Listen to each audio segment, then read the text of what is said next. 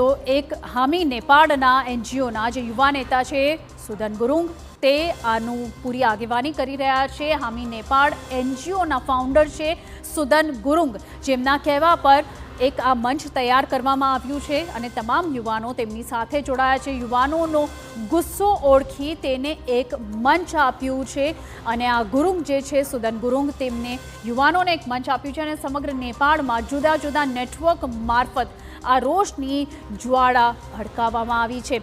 અને આપને જણાવી દઈએ કે આ આંદોલનને વેગ અને દિશા આપનાર સંગઠન છે हामी નેપાળ। આ એનજીઓ છે જેમના મેન જે છે કરતા ધરતા તે છે સુદન ગુરુંગ। हामी નેપાળ 2015માં શરૂ થયું હતું અને તેનું રજિસ્ટ્રેશન 2020માં થયું હતું અને ત્યારબાદ અત્યારે તમામ યુવાનોનો જે ગુસ્સો છે તે આ મંચ પરથી જ અત્યારે ફાટી નીકળ્યો છે અને સુદન ગુરુંગ એક કાર્યકર તરીકે કુદરતી આફતોમાં પણ તે સહાય કરતા હોય છે, તમામ રીતે આગળ હોય છે અને આને આંતરરાષ્ટ્રીય ફંડિંગ પણ મળી રહ્યું છે। તો આ એક ખૂબ જ મહત્વપૂર્ણ બાબત છે કે આંતરરાષ્ટ્રીય ફંડિંગ પણ हामी નેપાળ જે એનજીઓ છે તેને મળી રહ્યું છે અને ત્યારબાદ અત્યારે આપણે જોઈ રહ્યા છીએ કે કઈ રીતનું વળાંક આ હિંસક પ્રદર્શને લઈ લીધું છે। અત્યારે સુદન ગુરુંગે 8 સપ્ટેમ્બરના રોજ જેનઝી આંદોલનનો હુંકાર કર્યો હતો અને ત્યારબાદ ધીરે ધીરે કરીને કેટલા યુવાનો, તમામ સ્ટુડન્ટ્સ આ મંચ પર જોડાઈ ગયા અને ઇન્સ્ટાગ્રામ